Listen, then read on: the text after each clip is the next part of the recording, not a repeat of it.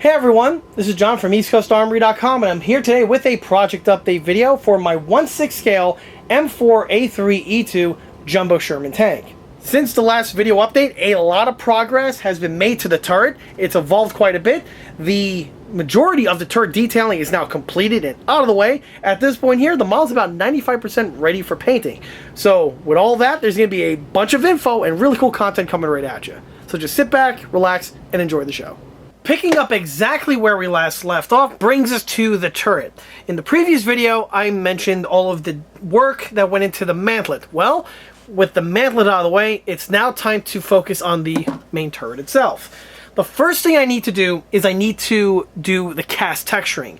The bodywork and revisions on the armor thickness were already completed several videos ago, and now we're at the final end result, which is the top coat. Of course, the Jumbo, being an American tank, features an all-cast turret. Well, mostly cast turret. We'll get back to that. The large portion of the turret casing itself is a single casting, and because of that, we're going to have a lot of cast texturing. So, as I always do on these builds, the cast texturing is going to be applied to the surface in my usual format. That, of course, being the tried and true method of the USC red glazing and spot putty. If anyone's curious on how exactly I use the stuff to apply the cast texturing on my models, I have a link listed below in the video description that goes into that in more depth. And clearly, a lot of people out there are watching. Yes, you. I'm looking at you guys. I've seen on a lot of Facebook groups and even some forums, some of these techniques that I mentioned in this video trickle its way to there. And I can tell it's my technique because the way the guy mentions how he applied it. So, obviously, my videos are getting traction out there. So that's fantastic. And it's helping people be better modelers. Anyway, so the texturing is going to be added to all of the appropriate locations. However, before I can go ahead and add the cast texturing, first the mantlet was removed. Obviously, it doesn't need to be fitted at this time. And the second thing is I need to map out the roof. So, like I mentioned before, the turret on the Jumbo is a mostly casted part. And what I mean by that is that it's actually a mosaic. And what I mean by this is that we have two manufacturing methods that are used to create the turret. We have the casting, which is basically the bulk of the turret itself, including the sides and the armor and the trunnion area. All that is an integral casting. However, we have a rolled steel plate top portion that's then welded in place. And this is very unique to the Jumbo. Basically, no other World War II American tanks, maybe outside of the M24 Chaffee, did something like this. Where if we look at the previous vehicles like the M3 the standard 75mm turret version of the Sherman, the T23 version of the Sherman, and also the M26 Pershing, all of those turrets were an encompassing entire piece of casted metal. This one here, they went with a slightly different format. As for why they did this, can't really say. More likely it has to do with with the type of tooling that they had on hand. It was easier, more efficient to go with this type of approach as opposed to the all-cast type affair that we see on those other vehicles. Why I need to preface this and why this is relevant is because since the top portion here is made out of rolled steel, the cast texturing does not need to be applied to this section. The cast texturing is only applied to the sides. So what I went ahead and did here was I mapped out the roof. Fortunately, again, there's a lot of great resources online. I've been using this photograph right over here of the real one, and you can see quite clearly the weld bead that's found on the top portion that joins the cast turret with the rolled steel top plate. I went ahead and carefully did some measurements, and I marked everything here with a pencil, so now I know my threshold on what needs to be rolled and what needs to be cast. And with that out of the way, I can now go ahead and start with the smelly putty work. Continuing from the previous scene takes to the point right now where the turret now has the cast texturing added in place. The cast texturing appears to be complete at this point, and right now I'm just going through the final phases on revising the top, getting it ready for the application of all the details, which are undoubtedly going to be sprinkled on as the video continues. For the texturing itself, as you can see, it's nice and smooth, but has the appropriate grit of texture that one would definitely see on the real unit. And obviously, once the thing is fully painted and weathered, it's going to just come out immensely. On the back blower over here, now you get to see the piece, what it looks like all blended together. As we saw in one of the previous videos, the piece is a mix of a cast resin component, and I also had to fabricate an extender piece out of some AZEK in order to go ahead and get the appropriate shape. Well, now that everything has been blended in, you can see how it fleshes out the rear portion here quite nicely.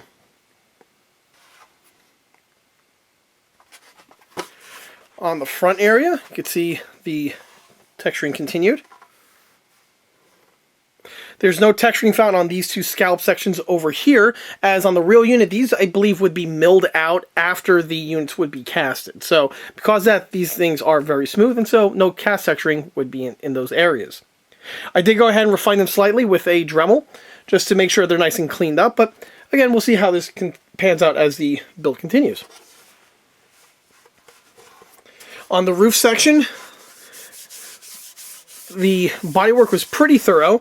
Over here, I'm just still finishing up the bodywork for the antenna well location. This is going to be subject to change, but right now I'm still going through the process of flaring that in.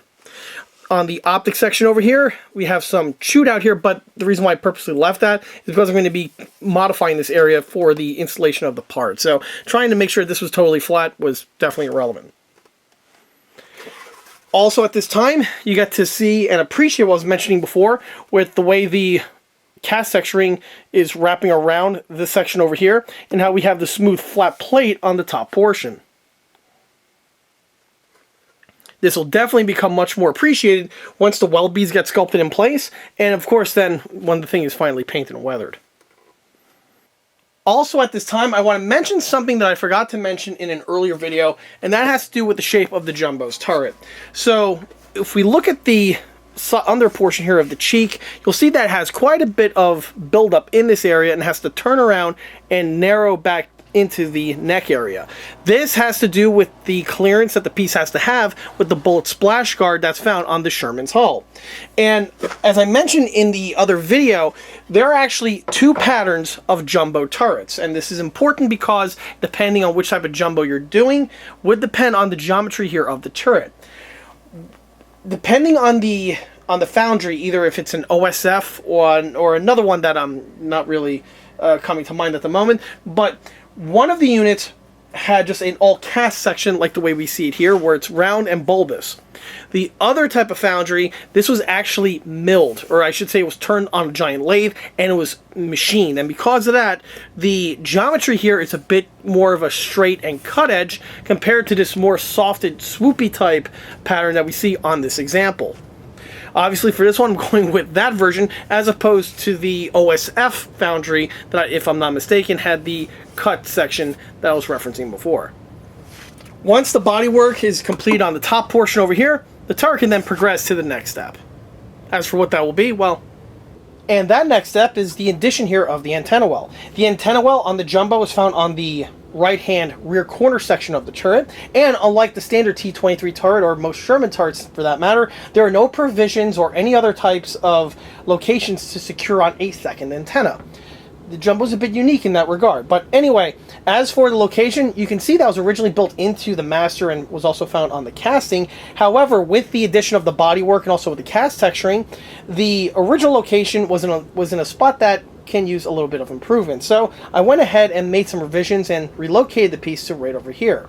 The original location was blended away with some bodywork, and right now it's completely smooth and there's no trace of it in existence.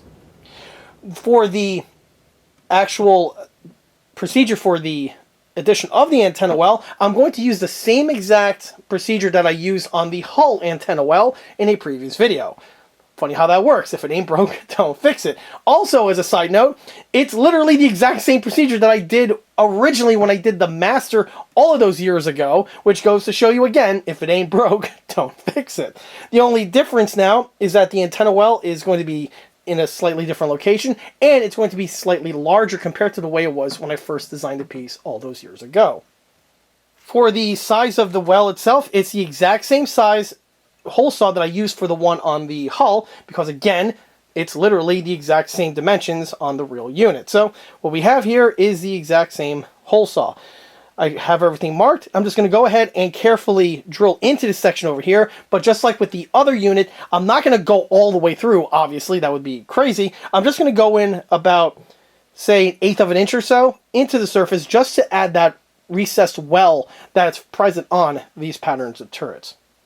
With the hole saw now secured to the drill, I'm going to go ahead and drill the guy out. Unlike the hull, where I didn't have to put too much emphasis on preventing the piece from wobbling around, for the turret over here, it's a bit of a different animal because it's a bit lighter and smaller in size, so you do have to be a little bit more careful when doing the procedure on something like this. But if you take your time, you should be able to persevere. Like I stated before, you want to go with the drill in very slow revolutions. You don't want to go too fast. Too fast, you can accidentally go all the way through. That's not helping you. So you want to go slow, and you also want to go as even as possible, and the best way to ensure that you're going even as possible is to go slow. So the two really help each other out. Let me just go ahead and line up the hole right here. First, make sure that this thing is tight as possible. The last thing you want to do is have this thing wobbling around. If it wobbles around, it's not going to be as true, and the hole's going to be either too big or lopsided, and again, you're not doing yourself any favors. Okay, with that out of the way, go ahead, line up the hole.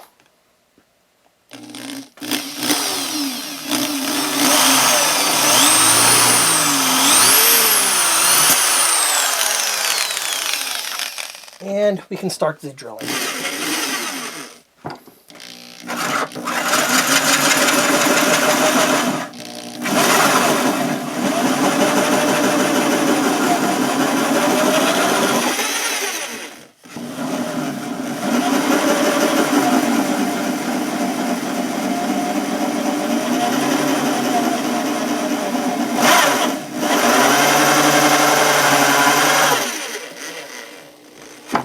Okay, let me dust this guy off.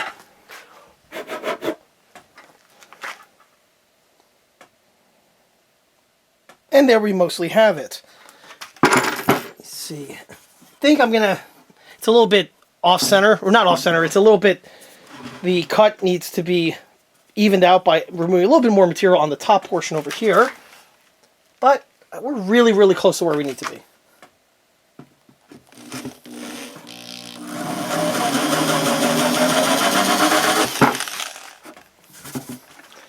And that'll do it. Just polish this down a little bit with some sandpaper.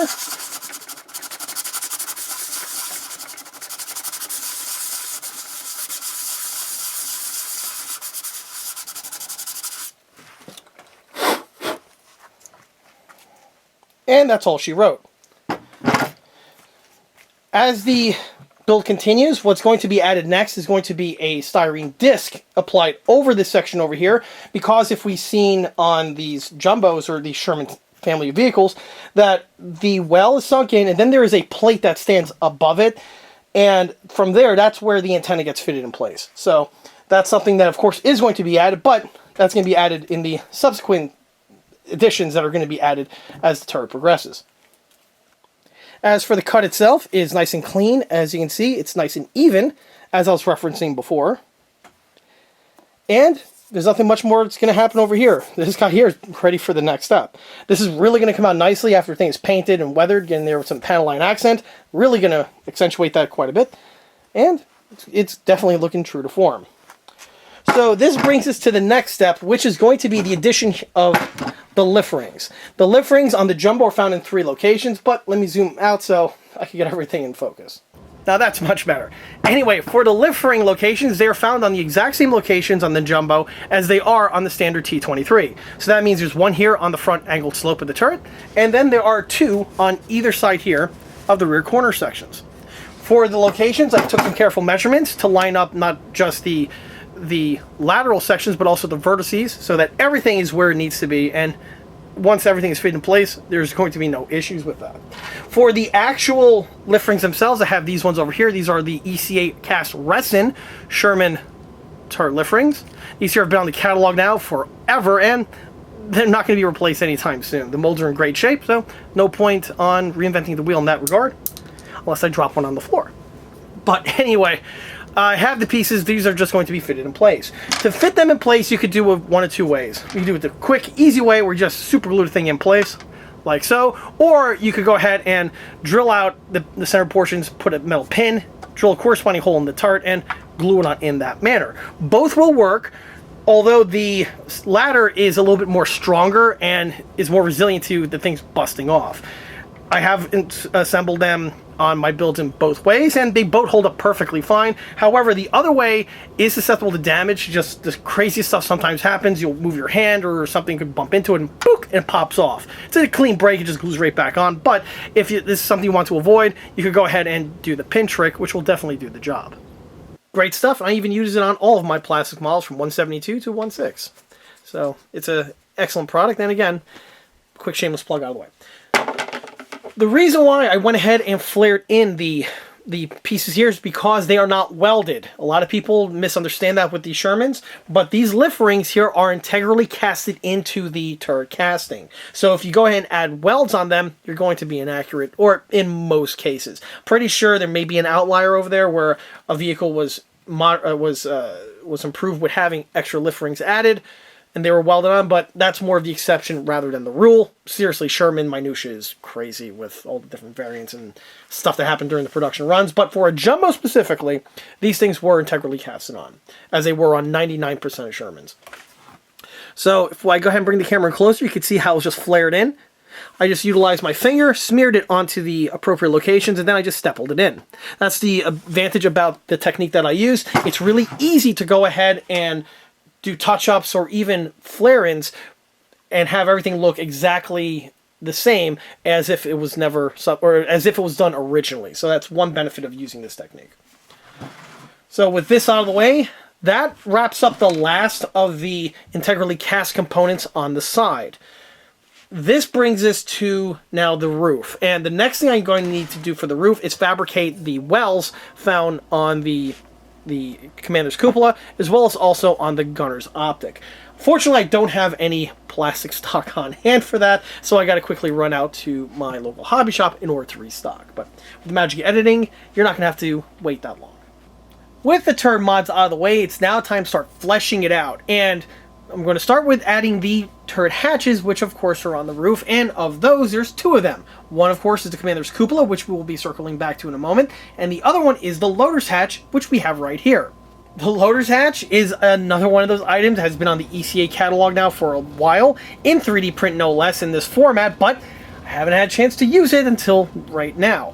And of the 3D printed hatches, there are two of them listed on ECA. The first is intended for use on the Dragon Sherman tank specifically, and this one was designed for use on the Armortech M4A3E2 kit. The two hatches are different shapes, so rather than having one and trying to do some body work, I went ahead and designed another one specifically for each vehicle, and that's what we have right here. This one, though, is a interesting one because this one is actually an off print. This one, as you can see, is broken in some locations, and because of that, it was not suitable or met the quality standard for use on a customer. But of course, the pieces perfectly suffice for my own personal usage, which is why it's going to be utilized on this model. On the loader's hatches themselves, these here have been on the catalog since at least 2021, specifically this one here from the Armortech kit. But the loader's hatch I offered in the past in cast resin, that was offered for, again, about 15 years or so, and those molds were retired back in the late 20-teens into the early 2020s with the 3D printed counterparts, and these are, again, just far better in every way compared to the old legacy counterparts. But if it wasn't for those old ones, I would not have learned what I needed to learn to create these ones here.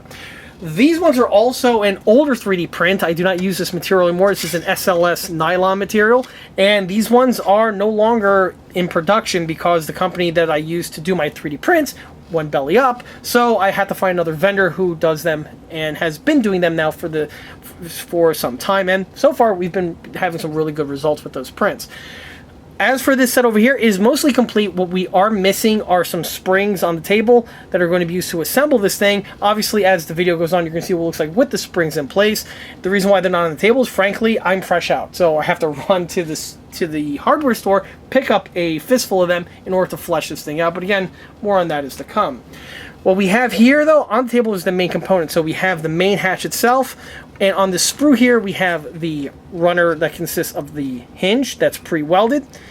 We also have the latch mechanism, which is actually functional. It's designed to be functional on the set here. And we have the padlock section that's also integrally found on the set. All of the sections have their welds present, be it the hinge work that you can see here, as well as the spring mounts that are also found here on the top. And the handles are also pre-welded as well. We also have the other floating hinge sections that are going to be used to spring and mount everything together. And as I mentioned before, as the video goes on, you will see what these sections look like.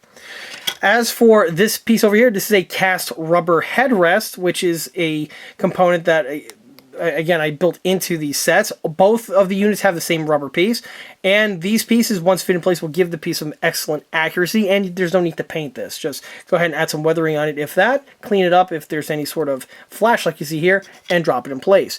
As for this piece here, the master is made out of a 3D printed master, so it's designed for a drop-in installation on the piece when the time does come.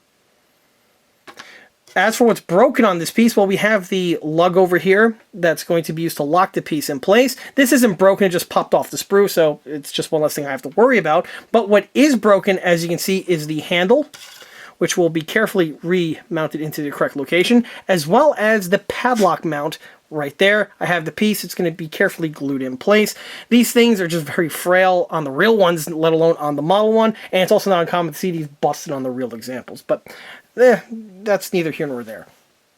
On the front portion of the Sherman turret, we have the gunner's optic. This is a bit of detailing found in basically all US AFV from the past all the way up until the present day. Don't believe me? Look at it in M1 Abrams and get back to me. On the front corner section of the right-hand side, there would be a gunner's optic. This is obviously used so that the gunner can aim what he's pointing at and potentially hit it, or at least he should hit it if he's trained well enough. On the detailing itself, there is a periscope that's built into the turret. Now, on many later production US Shermans of the period, on top of the periscope optic was this armored guard box. The guard box was just used to protect the optic from getting hit from shrapnel or any other type of particulate that can potentially damage it. And the units were this distinctive little box shape. And for the longest period of time on my 1/6 scale models, I went ahead and resorted to the component that we have here. This here is the ECA cast resin US AFV guard box. And the guard box was one that has been on the catalog now since 2005. So it's one of the oldest parts that was on the catalog in constant production. The piece was consisting of two pieces main resin as well as some fasteners. We have the bottom portion of the box right here, the top cover,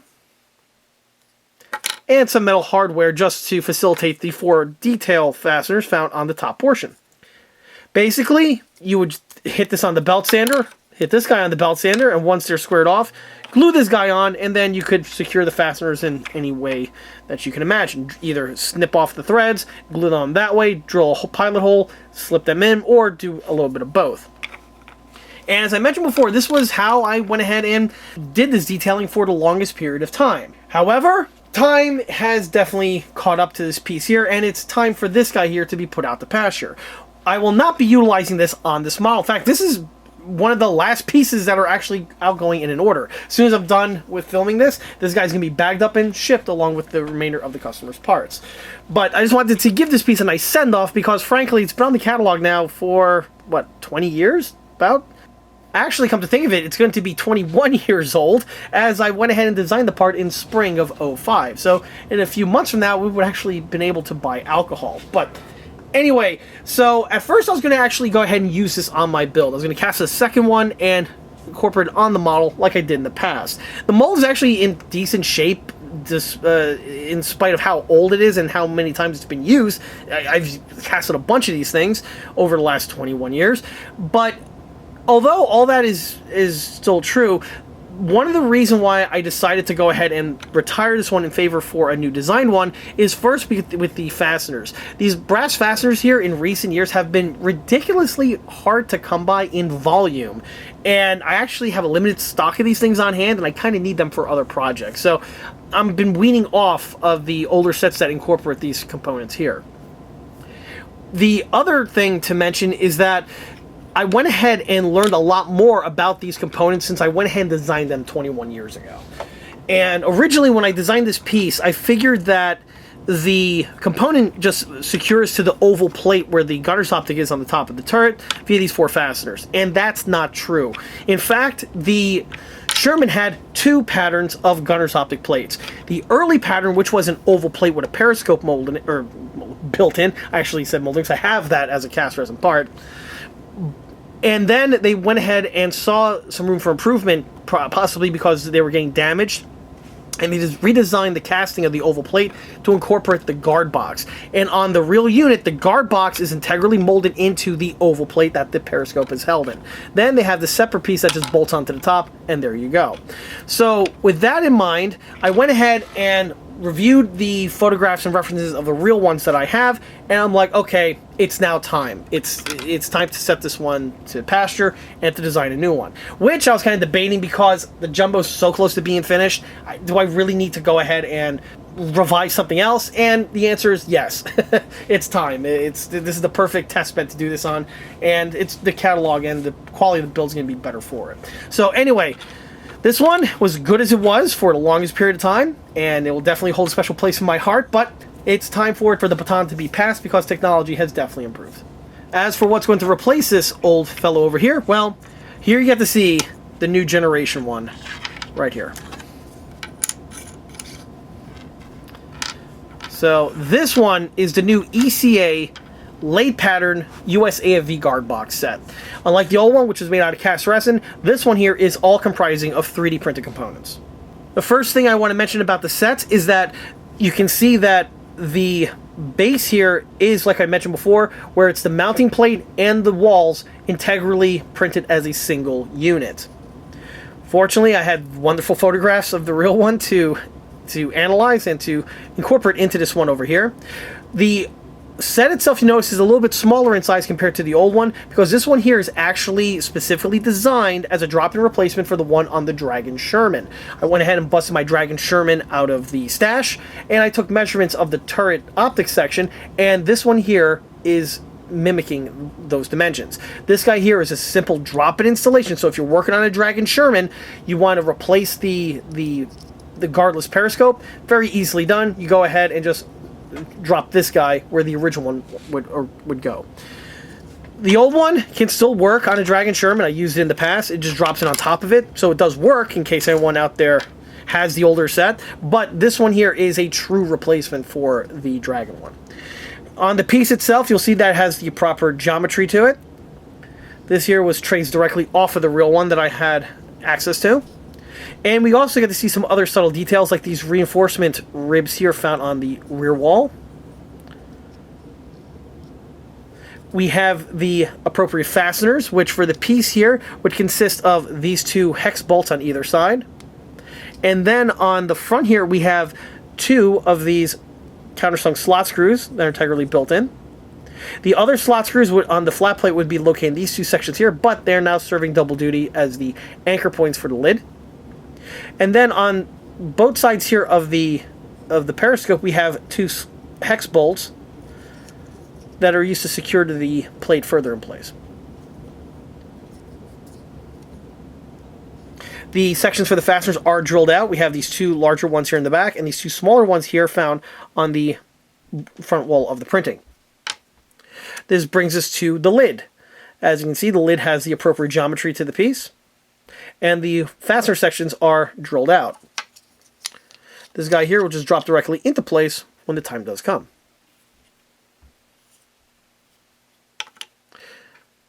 One thing that's nice about the set is that it's all-inclusive, where we also have the periscope prism. The prism itself, as you can see, is printed in a translucent resin, which again, if you carefully paint the piece, will give you some extremely realistic results.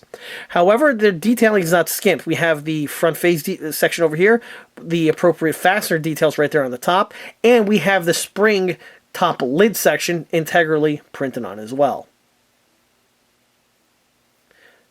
The piece will drop into the section right over here, as you can see.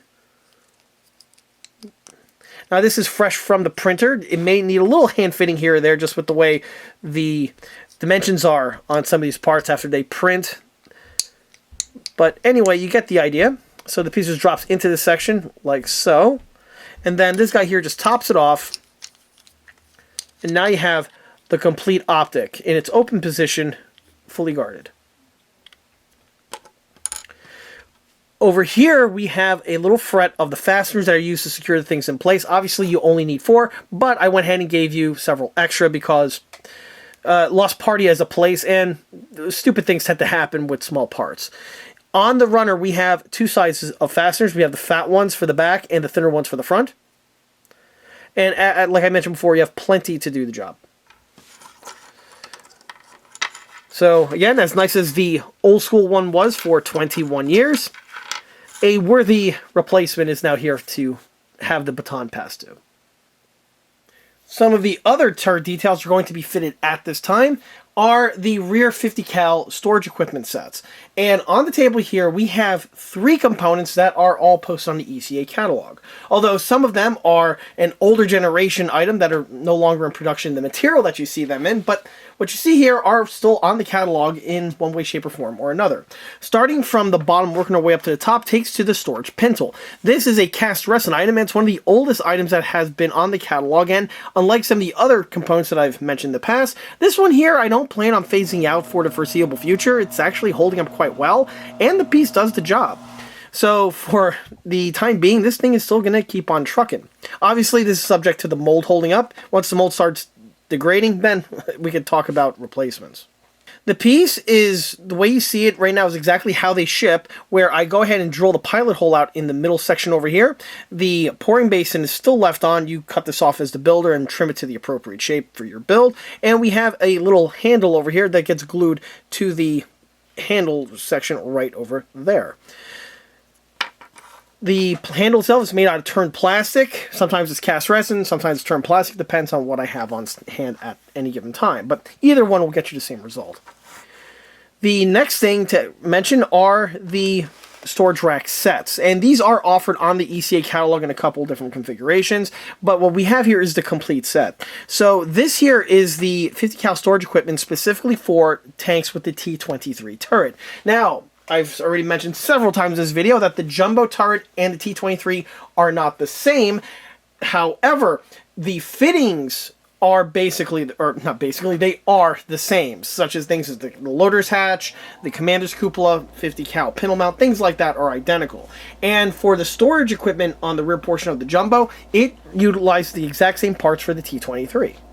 These components here are all made out of 3D prints. Some are HD resin 3D prints, and others are just standard material. The standard material one this is the old nylon SLS material. This is no longer in production. However, the same files are in production, but with a slightly different material. However, the detailing and detail fidelity are the same, if not a little bit better, I think, on the newer ones. But anyway, we have here a section of runner. You'll notice we have 2 rails. These would be secured to the rear portion of the turret. One of which is a little bit longer because this is for mounting on of the clasp mechanism that I'll go over in a minute.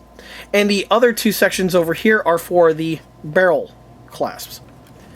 The pieces are pre-marked and even have holes integrally printed into them, so you know exactly where the components need to go and the orientation that they need to go in.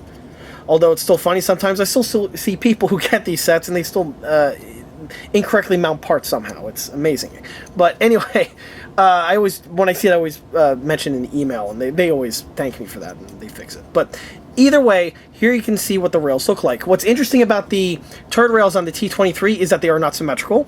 You'll notice that one is a little bit longer over here and has this distinctive shape to it. That is again because it needs to be slightly longer for the extra bit of equipment on the one side to dangle off of the portion. With the rails out of the way, we can look at the other components, starting with the rabbit ears, or as I call them, rabbit ears. These here are the barrel clasps. When you would secure the M250 cal in the position over here, you would remove the barrel from the receiver, and the barrel would clasp into these 2 little spring clips here on either end. Remember, each of these are straddled on each side of the turret corners, and it's long enough for the barrel to just clip in place. As for the piece here, this is the old school HD 3D printed one. The new units utilize, again, the exact same files, just a slightly different material. You can see the piece has its riveting detailing right there on the bottom, which would secure the sheet metal rabbit ears to the guard right over here. The pieces are basically a drop-in installation and are fully detailed through and through. This brings us to the receiver clamp. The clamp itself is distinctive in this particular format for, again, a T-23 turret. The standard 75 does have the exact same equipment, but it's in a slightly different format. Here you can see what it looks like again, though, for the T-23. So the T-23 one is a lot squatter compared to the 75 unit and has this interesting dangle extension to it, like you can see over here. We have the pieces ready for the mounting of the clasp mechanism, which is right over here. And we have an eyelet, which is going to be mounted in this location. It's going to be functional, and that is for the little Jeep hood latch right over here. It's literally the hood latch from a Jeep, and that's used to snap this thing in place and keep it from opening up. The idea is that the cooling shroud section of the M2 gets put into this section over here, and then that unit hinges over and clasps it in place, and that, in addition to the little latch here on the pintle mount, keeps everything where it needs to be, and it prevents it from moving around. Along with the loader's hatch, the next bit of equipment that's really important to add to the turret at this time is going to be the commander's panoramic cupola. For the panoramic cupola, I'm utilizing the set that we have here, and this here is the cast resin late pattern of US AFV commander's cupola from ECA. This is a very old set, and it's been on the catalog now for many years, and it's one that, honestly, it's going to probably stay in production for a little while. At some point, I do plan on retiring it and making a 3D printed counterpart, but for the time being, the cast resin one seems to be holding up quite well, and let's just say it's going to be in production for the next following years. But anyway, as for the piece itself, this was actually one of the very first detail components I offered when I started ECA. The original cupola was similar to this. This was actually Gen 2. The Generation 1 cupola was very, very similar to this, albeit in a much more primitive and simplified format. But as years went on, that set was retooled up to the one that we have here. This one has been on the catalog now since, I want to say, 2007, maybe 2008 or so. So again, it's been on the catalog now for quite some time. The piece is all comprised out of cast resin bits. So we have the hatch itself. The hatch does have exterior and interior detailing. The main cupola itself has all of the external periscope details that are present. The inside is smooth, however, the internal periscope details were separate components that you glue onto the inner rim, which is something that we'll be circling back to as the video goes on. Also, quick note on the piece here, this one is not a fresh cast of parts. This was an off cast. This was one I had floating around the Misfit parts bin, and it was definitely had some small errors on it that made it not suitable for orders, but for my own personal needs here, it's more than suffice. I could clean it up and go ahead and polish it up and get it ready for this build. Basically, what was wrong with it is that you can see that there's some air bubbles here on some of these small little pin fasteners that are used to hold the periscope prisms in place. These are going to be cleaned off, and I'll be replacing them with metal pins. Again, for my own personal needs, not a problem, but for customer use, this absolutely not. This failed inspection, which is why it ended up in the bin of Misfit parts. And it's been there for, I don't know, several years at this point. But hey, why not go ahead and give it a reprieve and actually put it to good use? What needs to be done to it still is I need to drill out the hatch and the hinge area for the torsion bars. By the way, when you purchase these sets on ECA, I already do this for you, which was always a thing that has been a pain in the ass on these sets, getting them prepped, because you have to make sure, or I have to make sure that the holes are perfectly lined up for the drill press to drill these things out to make sure that the hatch opens correctly. That's something that I do whenever someone orders these, so that's still something that remains to be needed on this set over here, but either way, that's what still needs to be done. And I also need to drill out these sections here, which is also done on the sets, and that's for the securing of these small little dome-headed fasteners, which give you the detailing for those little pieces. On the interior periscope detailing itself, you'll see that there's a slot over here found on this section. For the longest time, I never had an interior periscope for this piece here. I used to modify the Panzerwerk ones. However, at the time of filming this video, I'm currently waiting for my brand new specially designed interior periscope set that I designed specifically for USAV. And finally, after all these years, I could go ahead and supply the internal periscope with this set, completing the cupola. But again, that's not going to be in this video. By the time that comes in, this is already going to be ready, and I can just drop it in when that time does come. So that's the hatch. This brings us to the periscopes over here. These are the internal periscopes. Most of these are actually off-cast and are not suitable for orders, but I had enough on hand that I could outfit one commander's cupola, and I do have the skills in order to polish these down and make them fit on the interior portion of the turret, or on the cupola, that is. But for orders, yeah, something like this is definitely not beneficial at all. As I always say, orders get the best quality parts that I can physically produce, either cast on my molds or that the 3D printers can output. So that's always something that has been a staple of ECA and will remain to do so. The torsion bar design was one that changed, evolved quite a bit in the years I produced this. In the past, I used to use steel. Then I had to come up with a retention system. I used to machine a little recess and put a lock pin in. But now, and it's been like this for the last few years now, I just use a sleeved plastic tube type format, and once everything is fitted in place, it actually locks the hatch in, but it still allows it to operate. We have some of the external details over here in order to flesh it out. More on this will come. There are a few other parts that aren't shown here on the table, but are supplied with the sets. But that's neither here nor there. Again, we will see what that looks like once everything is fully assembled. In addition to the commander's cupola and the loader's hatch being fitted at this time, I'm also going to be fleshing out the remainder of the top portion of the turret with the other appropriate details, and a good portion of them are found here on the table.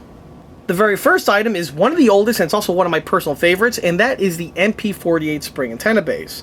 This component here is probably the oldest component that has been offered on the ECA catalog. In fact, this was the very first item I ever went ahead and produced as a 1/6 scale detail component. The original unit was a bit different compared to this one here. This one's more evolved from it. However, this unit here in this format has been basically in constant production since about 2005 or so. At that point, I perfected the design, and I've been producing them by hand literally ever since. And yeah, these units are all assembled by hand. The top and bottom portions are cast in resin. However, they are custom machined and turned in order to get the final setup that we have right here. The way you purchase them, they are fully assembled, and what you see here is basically what you get from the catalog item. The components are offered in three type of options. We have here the standard MP48. We have what's referred to as the soft skin MP48, where it has these two extended insulators found on the side portions on the top and bottom. And then there's what's known as the radio controlled antenna. The RC antenna is a very older item, but still on the catalog because there's some people out there that still have older radios where you would patch in the MP48 to your RX on your radio for your radio controlled tank. Now I gotta preface this because some people still order that. I get orders from that from time to time, but I always ask them, are they using a 2.4 gigahertz radio? If they are, then you cannot use that set. It's not necessary. Those sets are designed for use with the older style antenna, the one that had those really long wires that you always have to have sticking out of the model. Back specifically if you built and messed around with RC back in the 80s and 90s and into the 2000s, that's the radio type that works with that system there, and it's a way to patch it into the radio control system and not have that big, ugly, unsightly radio antenna dangling on the outside of your model. But again, that's really an item that's a vestigial one. I just have it on the catalog in case there's one or two boomers out there that still have those old radios and want to keep it. But if you're working on a modern RC tank, you don't need that set. Just roll with the standard one like we have here. Alright, with that side tangent out of the way, back to the component. So the first thing is the antennas are fully assembled and they are removable. The reason why they are removable is, one, it makes it easier for me to ship the thing, but also it's a safety type feature, and it makes it also easier to maneuver the vehicle. If you're picking up the model and you're moving it around, it's easier to do so without the antenna whipping around and potentially hitting you, or you can even poke your eye on the end there. But there is a safety piece, and I will go over that in a minute. So it is just easier to do so without the antenna fitted in place. The antenna Does have its full detailing on it, as you can see here. On the top portion, we have the two small little fasteners that are used to secure the antenna in place. We have here the insulator section, which would be ceramic on the real unit. I will be circling back to this at a later date when the model is coming to an end and it's getting ready for the installation of the antenna to be permanent. And the coolest thing is the spring. And this is one of the features that made this component groundbreaking when I first released it back in 2003. There's another 1/6 scale vendor out there. I'm not going to say the name. The individual is still around. He's a good friend of mine. But he actually went ahead and had MP4A3 spring antenna bases, but his units were solid cast of one material or another. And mine, when they released, had a spring in them. So this was, again, really groundbreaking at the period, and shows you just how infantile the 1/6 scale market was for US AFV parts at that period. The other thing to mention are the holes that we have here on the top and bottom. Again, these are for the securing of the extended insulators for the soft skin unit. Even though the insulator is not present on here, the attaching fastener points would be. So that's why we have them found on the components. As for the wire itself, this again comes pre-assembled. This one here, it's made out of a brass rod. I ship either brass rods or steel rods. It depends whatever material I have on hand at the shop at any given time. But they are assembled in the following format. We have here the knurled end sections, where we have one here on the bottom as well as one here on the top. And hopefully it comes out on camera. The knurled end connectors do two things. First, it gives you the appropriate detailing, which will be found on the real one. On the real one, the purpose of these is that you can actually connect numerous of these and extend the length of the antenna wire. And on the model one, not only again does it give you the appropriate detailing, but also acts as an eye saver. So it makes the piece a little bit blunt. So if you bump into it, it's not going to hurt. Or at least not hurt as much. It's better than having a jagged piece of metal sticking out. Having said that, be careful around these things. Seriously, you can potentially bump into your eye, and that's not good. So that's all there is to that. And this now brings us to the other components that we have here on the table. Unlike the antenna base, all these parts here are all made out of 3D printed materials. Starting with the travel lock, this here is the current production unit of the ECA US AFV folding travel lock set. This here has been on the catalog now for a number of years. About, I want to say I originally tooled these up in 2019, 2018 or so. And the original set retired a cast resin counterpart that was on the catalog since, again, about 2005. And that replaced a metal one that I used to produce when I first started the catalog in 2003. This one here, though, is the current iteration, and it basically is the piece improved to its final form.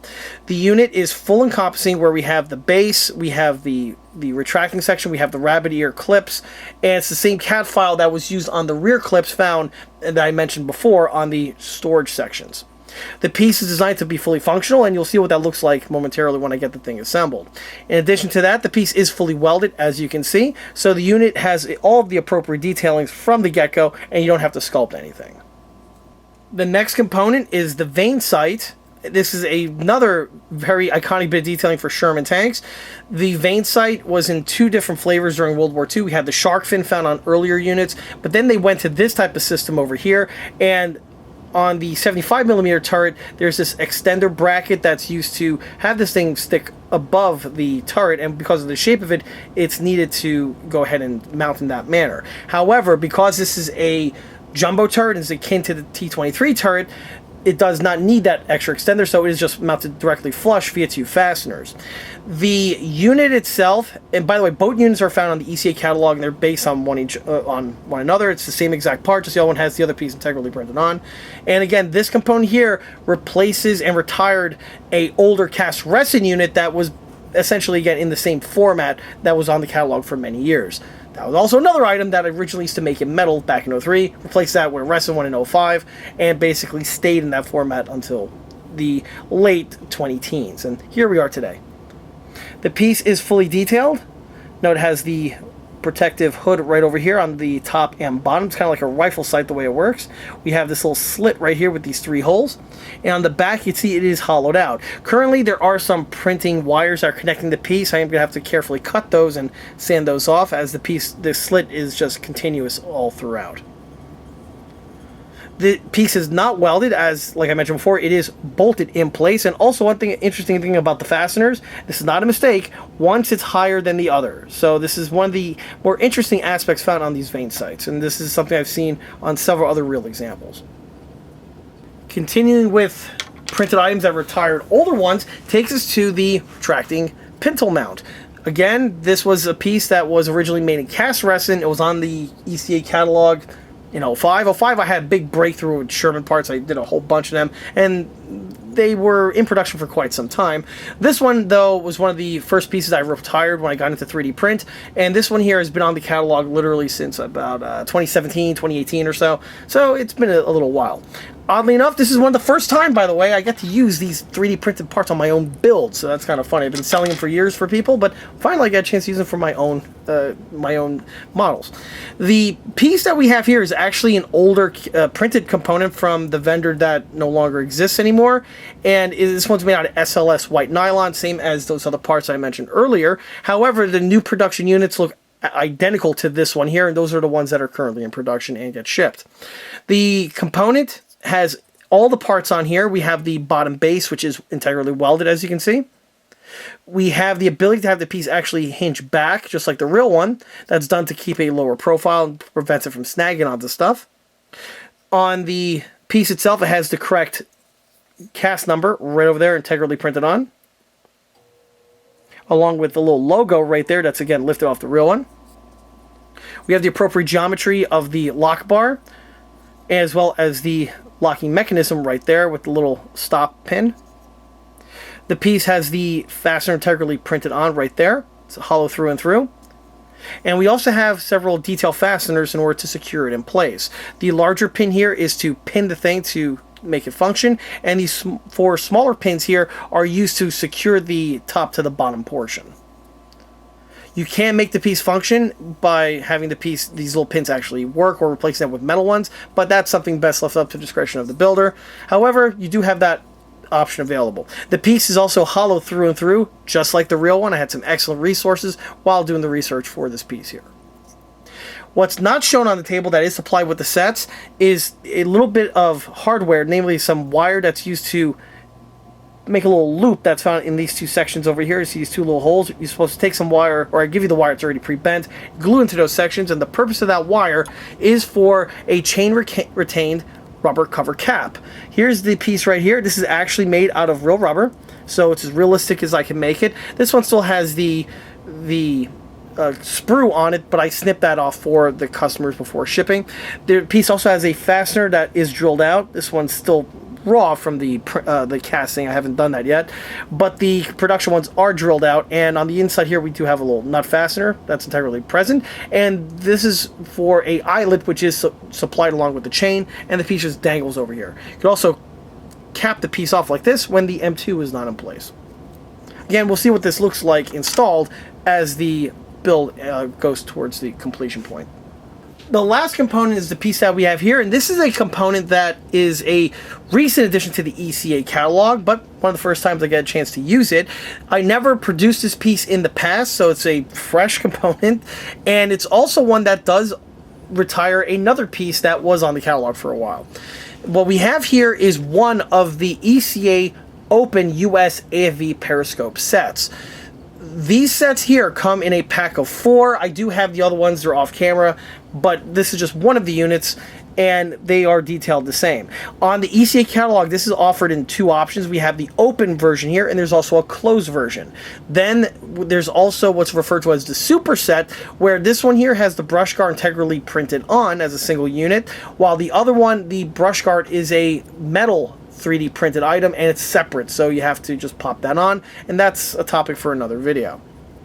The set here contains a periscope in the open position, so we have the clear lens right there with all of the detail fasteners on it. The idea behind this is you paint around everything, and then when you're done you have the realistic look of the periscope prism being the piece printed out of a translucent piece of resin. However, all the other details are present, including the fastener details here, the split plate details, the mounting fasteners for the brush guard itself. This is another component that's also sold separately on the catalog in a multitude of materials. And The brush guard itself was one that was another component that was made out of brass for the longest time by hand, and finally I phased them out about 10 years ago with the 3D printed ones, and whew, it's just been, it was really troublesome having to fabricate these things all the time, but that was another story. Anyway, the piece does have the cap, the cover cap, the plate right there, and it has a little spring detailing right there. Hopefully you can see it on the hinge mechanism, again, lifted just off the real one. And once everything is painted and weathered, it's really going to look the part quite nicely. For this piece here, I'm doing something special with it, where I went ahead and machined this extender piece over here out of resin, as well as with a retention cap. And the purpose of this is that once this is secured in place, it can actually rotate. So this one's going to have a rotating periscope. In the past, this was something that was just not possible with the cast resin units that I used to make. The cast resin ones I did have on hand were in the closed position. And for the open ones, I just left that for Panzerwerk to take care of. But obviously with him no longer in existence, I went ahead and stepped up to create the open ones myself. Anyway, in the past, I would go ahead and relegate the pivoting periscope for a radio-controlled tank, but on this one here, I don't see why not. I can incorporate the same type of feature for a static counterpart. And it's pretty cool, and it gives the tank just a little bit more playability. I'm not supposed to use that word, aren't I? But it does. Anyway, so that's all there is to that. Progressing a little bit further, here we can see the turret with those details, or many of those details that I mentioned, now fitted to the model. This would include the 50 cal storage equipment that I referenced before. The reason why these need to be mounted at this time is because the next step is going to be the sculpting of the weld beads that are going to be on the top portion of the turret. Well, since I have the epoxy out, I might as well go ahead and turn around and add the welds to the new added components. In addition to the 50 cal equipment, I also went ahead and fabricated the rings over here that protect the cupola, as well as also the gunner's optic. Currently, the turret is propped up like this because I have the glue setting on the rail sections that have been mounted in place.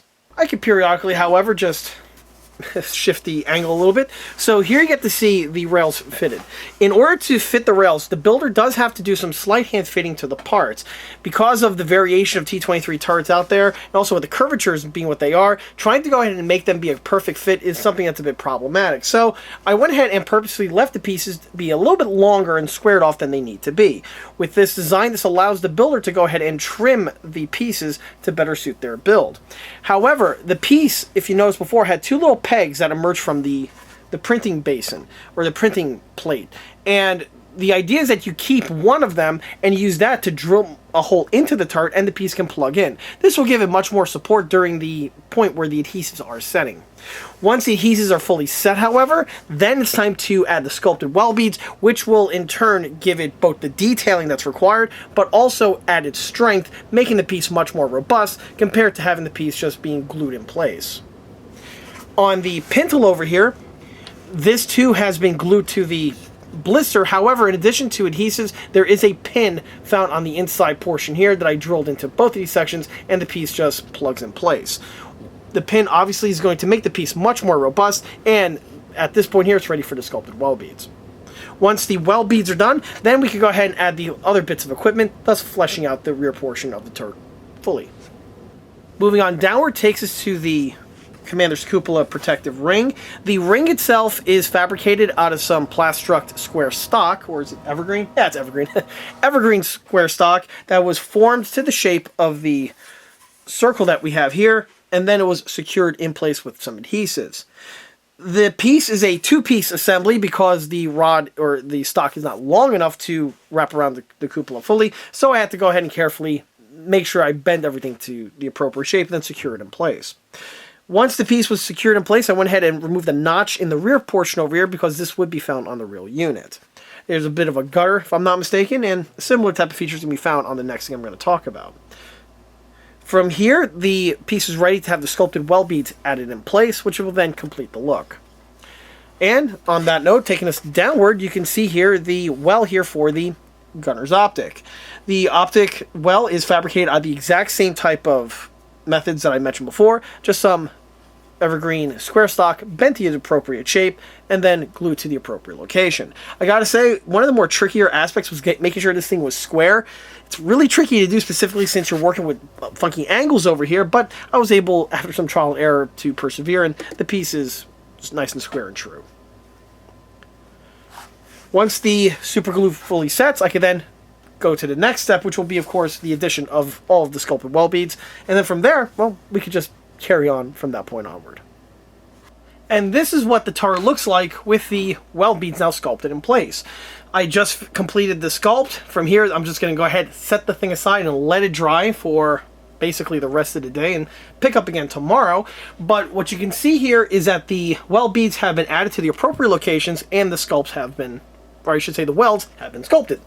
The material is the same exact two-part epoxy that I've used on the model up until this point for things like sculpting of the transmission covers and even the turret sides, as we saw earlier. And obviously I use the same material for sculpting of my weld beads. The welds were added to the appropriate locations, and on a jumbo they're quite specific. So quite clearly you can see the weld bead right over here on the top rim, as I already mentioned earlier in the video. On the jumbo, this plate here would have been rolled steel plate that would have been welded in place, and you can see that it's not just one plate, but it's actually two. There is a center weld bead right here found on these two sections that would have secured the two things together, as well as mounting them to the turret itself. If I go ahead and bring the camera in closer, you can see how the sculpts turned out. And also, it's going to be really clear once the model's painted that you're going to see a delineation between what's cast and what's rolled steel, which again gives the model a little bit of extra more added detail and accuracy. The welds were also sculpted around the ring sections that I was referencing before.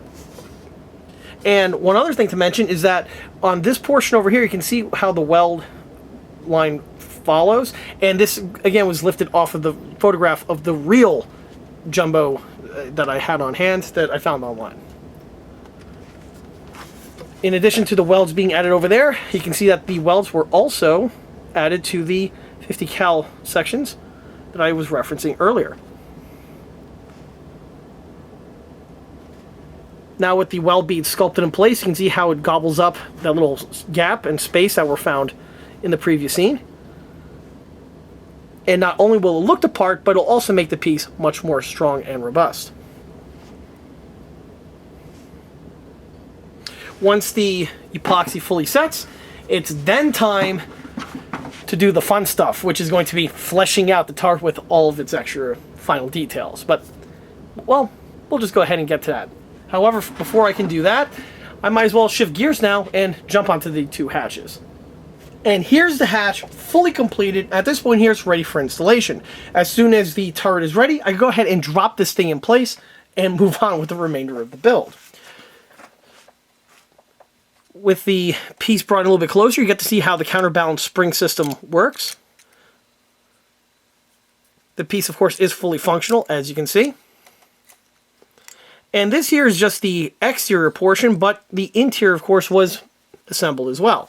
First, you can see the big rubber pad found right here on the inside. This just drops directly into place without any sort of guesswork via the two indexing prongs that were mentioned before. And most importantly, here you get to see the lock mechanism. And not only is it fully there, but it's also fully functional. It's amazing what you can do with 3D print. The piece will actually lock the hatch to the turret, so I have to be careful whenever I'm working on the model. And this is something that happens when you do working latches on hatches. When you install them, it's funny, they actually do work sometimes. And you actually get locked out. Just sometimes the lock can jiggle itself into the lock position. And that is something that has happened in the past. But it's always, you always know you're doing something right when that becomes an issue. So there's nothing much more needs to be mentioned about this. Outside of, after the pieces were test fitted, I went ahead, took the thing apart, pre-primed, painted, and weathered the component to the completed state that you see here. And there's nothing more that needs to be done with the interior portion of the hatch. On the turret roof, I already went ahead and, before I added the welds, I pre-drilled this section into the turret. So once the time comes, I could just go ahead and drop this thing in place, let the adhesive set, and the hatch installation is out of the way. The other thing that needs to be added to the turret and supplied with the set is the little padlock section that I was referencing before, but again, this needs to be done after the hatch is fitted in place. Well, as it turns out, I spoke a little too soon about the last of the welds, because upon further inspection on the model, I actually needed to do just a little bit more of refinement. The first thing is with this little section over here. When I was reinstalling the mantlet, I was looking at the model straight on, and I saw that the line here was at a slight angle, and it wasn't quite straight, to the point where it was subtle, but it was enough to bother me. So what I did was, it was a simple fix. I took some of the spare epoxy that I mixed before for the sculpt, and I just, rather than having it go to waste, I used that to smear into this section over here to offset the thickness, which in turn straightened the line, and now the piece is going to be flush and completely perpendicular with one another. The other thing that I went ahead and did was I also revised here the welds found on the top of the plate. Before I show the welds though, if I go ahead and bring the camera lower, you can see just how straight the piece is now, and once the epoxy sets, I can go ahead and flare this section in with the red putty, giving it the cast texturing to match the rest of the tart, and it'll blend in seamlessly. With that out of the way, let's now go to the tart that we have right here. So originally the weld bead went this way, and then it stopped and went this way with the oval section. And this was something that I didn't make up. I saw it on the real example that I had a photograph of. In fact, let me go ahead and throw it up on screen right now so you get to see exactly what I'm talking about. As you can see in the corner over there, the line doesn't go all the way around, and it goes and stops at the optic section. However, if you look at this picture over here that I'm going to throw up on screen, you can see that that's not the case. And what we have going on here is that the one in the first photo is actually the pilot model, and the other unit is obviously a production sample. And what more likely happened, this was either one of two things. It's either a misidentification done by the drawing on the original photograph. I've seen this a lot on a lot of these older photographs of the time, where something is fudged or it's retraced or something, and a lot of times you see a shadow or something akin to that, and it gets drawn improperly on the tech manual or in some of the photographs. It's very strange, but it has happened a few other times. Or what the other option that happened was that that was probably like that originally, but that was in the pre-production sample, and then when the unit went to manufacture, it was deemed that little type of inset over there was a little too complex to produce, so they switched to this design over here, which is much easier to manufacture. So I'm guessing it's more of the latter. To fix this, it was pretty easily done. Fortunately, the epoxy is still soft and pliable, so I just went ahead and peeled off the section that I sculpted before, remolded it and sculpted it in the straight section, thus giving you the look that we see here, which is again more prototypical to the production sample, or to the other one that I shown as reference. And while on that note, this takes us to this little portion right over here. If you'll notice, right here on the tart, there's a hole now drilled into this section. This is for the addition of the smoke grenade launcher. When it comes to Sherman tanks, the smoke grenade launcher is one of the most bipolar things there are, where originally they had it, then they got rid of it, then they put it back on, then they removed it, then they welded it over, and then they put it back. It's one of those bits of equipment that they never made up their mind on whether or not they needed this piece of equipment. Well, the Jumbo here is no different. On the Jumbo, when the vehicle was originally designed, it was supposed to have the grenade launcher, and when they first entered production, the grenade launcher was a bit of equipment that was found on the vehicle. Then, at some point in time, they decided, nah, we don't need that bit of equipment, so they were either omitted altogether from the foundry, and many of the units that had them had the units removed, and the section here just welded up with some weld beads. Again, this is best left up to the discretion of the builder. Me personally, I always did like the detailing of the grenade launcher. It gives a little bit extra detailing to the model, and just a little bit of why not detailing. So I'm going to be adding the grenade launcher detailing to this model over here. And to do that, first I have to mark the location, and I went ahead and drilled it out.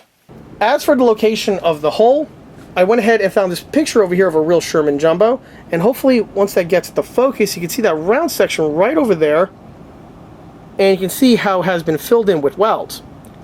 Obviously, at some point in time, that vehicle had the smoke grenade launcher fitted in place, but they decided to remove it, and then, you guessed it, they just went ahead and just filled the area in with a bunch of weld beads overlapped on top of each other, sealing it up forevermore. The last thing that I thought was also kind of funny was that when I was looking at the picture over here, I noticed that the line is not exactly squared off, and it's pretty uneven. It looks like on this section over here at the foundry, they kind of went a little overboard with the grinder and shaved off just a little bit too much material, which is quite funny because when I just described the procedure of building up this section over here with epoxy to square it off, when technically I could just left it as is and it would have been hunky-dory. Also, what's funny, and I guarantee you, if I would have went ahead and built my model to this type of condition where the specs were off all over the place, I guarantee you, I would have had someone pop up from under a rock in the comment section telling me, hey, it's not straight. Well, neither are you, but don't see me complaining about it.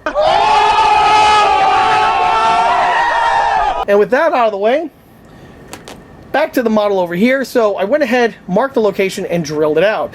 In its place, I'm going to be adding this little bit of equipment. This is nothing more than an aluminum tube that is the size that I need. I went ahead and cut it to the appropriate length, and this is going to be slipped into place like so.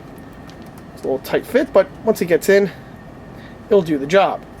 On the rear section over here, I went ahead and turned on the lathe a piece of scrap resin to form this little plug, which seals off the inside, so it's not just open to the inside environment. I did that not just because I don't want any ventilation on the inside of the model. The reason why I did that is because, remember, on the real unit, this here would be attached to a pistol, smoke grenade launching pistol, and so obviously there would be a closed breech system, and you wouldn't be able to see on the inside of the vehicle. So in order to replicate that, just a simple plug was machined, and then once this thing gets glued in place and welds get added, the unit will be good to go. With the welds added, that completes the detailing for the grenade launcher. However, there's one little small fitting I'm still going to add after the epoxy sets, and that's this tiny little loop that's going to be mounted directly next to it. The purpose of the loop is for a chain-retained rubber cap that gets fitted on these things when not in use. Obviously, something like this is just a magnet and a trap for water to get inside, so to prevent that from happening, there's a small little rubber cap that gets fitted on these things, and that thing is chain retained. That bit of detailing is something that I already have on hand, and something that's going to be added again at the tail end of the build, but at least I can add the little hook in this section over here in preparation for the final chain work that will be mounted at that time. With the mounting base that we have on it right now, this is the bolt-on type, which is found on many other types of American tanks. However, for the Jumbo, this piece was integrally built into the top plate. And to do that, I'm going to have to make a slight modification to this one here. Now, the searchlight is something I'm going to be revisiting and circling back to in this video, but for the time being, because I have the epoxy sculpt ready at this point, I'm going to go ahead and quickly go over the bottom base here. So this here is the cast resin unit from the ECA set. However, this is an off cast. As you can see, it's not fully casted all the way on the bottom base and slightly too thin, which is why, again, it wound up in the misfit bin. However, for this particular usage over here, it's going to be perfect because I need to remove the bottom base entirely in order to just have the stem section that's going to be protruding from the top deck. So to do this, I'm going to go ahead and throw this guy on the lathe, amputate the bottom portion over here, giving me the desired length. And because of that, the bottom portion is not relevant, so ergo, this is the perfect fitting to use on this build. No point getting the chop work on camera. Let's go ahead and circle back to when that has already been completed. Paddling on brings to the point right here where all of the mentioned details in this video have been mounted to the turret. Well, mostly mounted to the turret. We'll get to that in a second.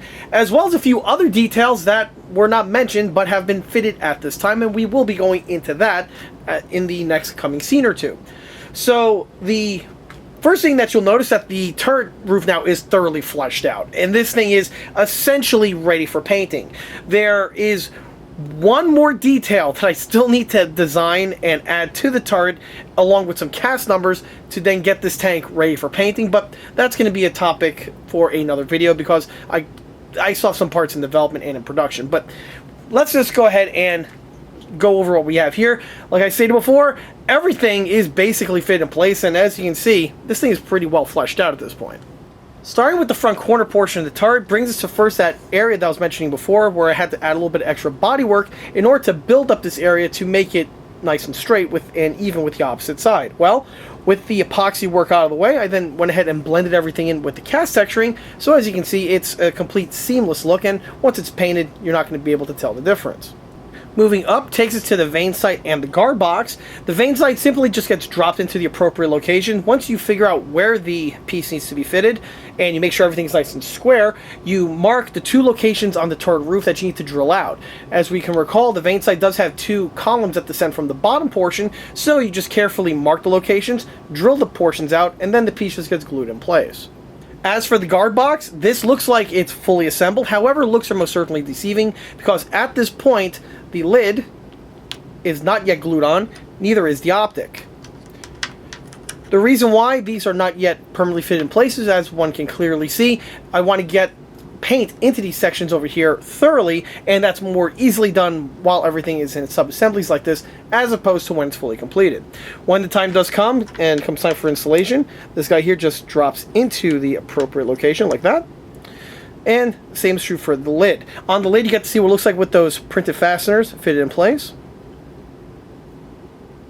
The piece does line up pretty well. However, the holes need a little bit of hand fitting just to make sure that they have the tolerances for the piece to fit in place. With the way the tolerances are on the part, with the way they print, they are there, but they're so tight that if you don't go ahead and slightly widen them with a small bit, you can run into issues of parts breaking. And that's what I went ahead and did on this here. Is this something that I may revise on the production samples? The answer is more than likely, so bear that in mind. As for the piece, once the holes were taken care of, the unit just drops directly into place, nice and smooth, no issues at all, and when the time just does come, just a drop or glue or 2 is all that's required to get this thing fully seated. Or maybe I'm even thinking about not gluing it in place and having it just the ability to display it in the open position, so you get to appreciate those pretty nice details on the inside, but that's something that remains to be seen. Moving rearward brings us to the commander's cupola. At this time, the cupola itself has all the external fittings completed and most of the internal details completed as well. However, looks are deceiving because at this time, this is not yet glued in place. The reason is because I want to thoroughly paint and weather the interior portion of the cupola prior to installation. And what's preventing me from doing that? Well, let me go ahead and bring it up into better light. Before I do that, though, let's go ahead and look at the external details. So as I mentioned before, this base here was an off-casting because of several small little pinholes found on those small little fasteners. Well, you can see that the fasteners that were affected have been promptly replaced, where I cut away the remnants of the old one, drill out new sections, and drop little small sewing pins on in their previous locations. These are going to blend in perfectly with the remainder of the detailing once painted because, well, spoiler alert, when I made the master, I used sewing pins for these details here, so in the same size ones, no less. But you can see exactly how many of the sewing pins need to have been added. Also, you get to see the brass slot screw fasteners around the circumference. On the real unit, these are actually what secure the cupola to the turret itself. It's not like the split ring where it had the ability to freely rotate. The panoramics were permanently fastened to the turret, and only the top portion here would be able to rotate. However, as a quick little side note, there are photographs out there of these things fitted on several Shermans where they must have unbolted it and bolted it in a slightly different way so that the hatch can open in a certain manner. This is something that's not really seen at all on the European theater, but oddly enough, in the Pacific theater, you tend to see this done quite frequently, specifically in Iwo Jima or Okinawa, on mainly M4A3s, where the cupola is bolted on in this type of a manner, and so when the hatch opens, it opens like a traditional type hatch. Or I've even seen one where it opened up kind of like a Russian tank. More likely, this was just done to give the tank commander a little bit of protection from enemy fire, more than likely. However, again, that's a field mod, and that is more the exception than the rule in the Pacific, and in the Atlantic, something like that was totally unheard of, so bear that in mind. For the commander's cupola, it does index a certain way on the Jumbo, on Sherman tank turrets in general, but on the Jumbo also specifically, that is true. And I went ahead and carefully did the measurements and marked everything so that when it comes time for gluing this in place, I do have the unit at the appropriate location. With that side tangent note out of the way, continuing with the external details, you can see here the little hatch stop clip section. On the real unit, the hatch stop here would snap over this section, and this would keep the hatch propped in the open position, and then you would just go ahead and hit the latch with your thumb or so, and then you could proceed on closing the hatch. On the top portion here, we have the little grab handle that has been added. And this brings us to the hinge mechanism. So the hinge mechanism, as I mentioned before, is fabricated out of a nested tube design where you have a thinner tube on the inside and this wider plastic tube on the outside of the sleeve, and this gives you the appropriate look of the real one. The real one was very similar in its design. It was actually a torsion bar in here, and that's what was able to assist the commander with opening and closing the heavy hatch without the use of an external spring, like what we saw on the second generation of split hatch cupolas. And by the way, even as another quick side tangent note, this design continued even after the post-war years, and we've seen this cupola evolve past this point and was used on several vehicles during the Cold War period. The M73, I think, was one of them, and also the M88. The M88 cupola was actually evolved from this one here, and that's still the case today on even the Hercules. So if anyone out there is a Hercules guy and you're entering inside your commander's cupola, it's basically this old girl over here. Anyway, I'm rambling. As for the setup that we have here, so it's a nested tube design, and on the end portions here we have these two little detail end caps that get glued in place, and they conceal the tube and give you the appropriate detailing. On the end caps, you want to remember the orientation. The way we see it over here is how I've seen it on the real units. Moving upward takes us to the hatch retention latch. It has a small little spring over here built in, and this again is stock with the ECA kit. The piece is just for looks, does have some spring ability to it, but it's, again, more or less just for looks. When I open up the piece, you can see how it would basically interact, but again, on the real one, you'd be able to depress this, and then you can close the hatch. And on that note, this brings us to the interior. So, opening up the hatch, you can see the interior section over here. Here we have a little latch, or not a latch, it's a handle, so it gives you just a little bit of extra ease on opening and closing this thing, more than likely for closing. Like I mentioned earlier, this entire middle section here can fully rotate on the real unit. And we have this little graduated ring over here, which on the real one has lots of little measurements, and it gives you a good idea on exactly where the orientation is on the piece. To do that, we have this little arrow right over here to get as a nice indicator on where you are, and this knob here is actually the lock knob, and it's also a way to spin the thing on the real unit. The unit that we have over here is for an internal periscope, and as I may have mentioned before, I have now the internal detailing for this component. This, however, is still being shipped from the shipper, from the printer, I should say.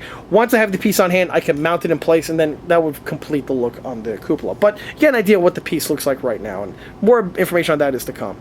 Here we have these two little latches, which are used to manipulate the periscope itself. Periscope is just like the other ones, where it could go up and down and lift open the spring loaded trapdoor up here, and the piece can also pivot, so you get some free range with it as well. And that's all there is for the hatch interior, and this takes to the cupola ring interior, and as you can see, all of the panoramic periscopes have been fitted in place. From here, the cupola can be thoroughly primed, painted, weathered, and then from there, I could then secure it in place. And obviously, it's easier done before the thing gets mounted to the model. Continuing rearward takes us to the MP48 spring antenna base. This has now been mounted to the turret, and to do so I had to go ahead and fabricate this little extension plate that we have right here. This is nothing more than a cut disc of Lexan plastic. I used the same technique that I mentioned on the radio antenna mount cover for the hull, and also briefly in this video for cutting and engraving that little channel in the section over here. The piece is fastened in place with these 4 fasteners. These fasteners are the ECA 3D printed Sherman fasteners that I mentioned in an earlier video for the rear engine deck. I had several left over and just enough to do the job, and these are the correct size.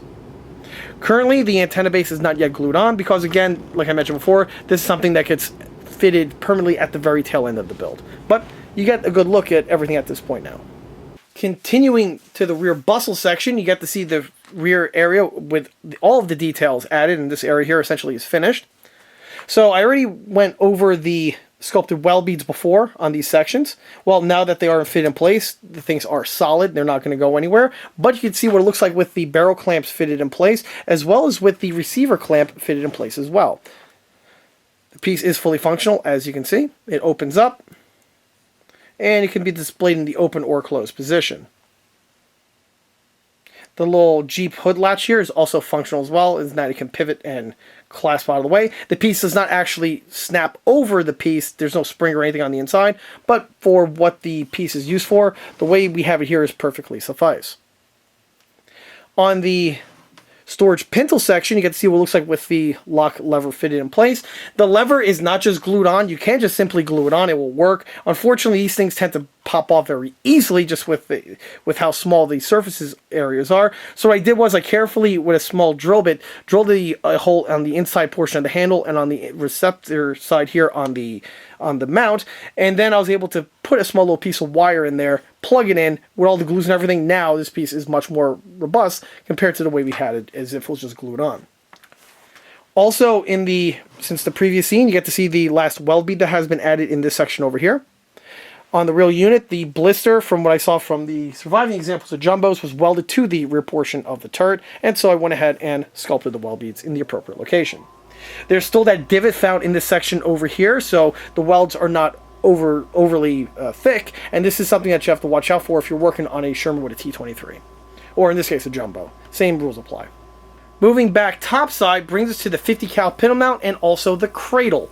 So as you can see at this point here, this setup here is fully completed, and it's actually ready for the mounting of its M2HB. In a moment, I'll go over the cradle, so I'll just remove that for the time being. Here we have the ECA pintle mount now fitted in place. With the camera readjusted, you get to see how the mount gets fitted in place. Like with the vane sight, you do have to carefully mark a location on the roof in order to drill it out for the piece to plug on.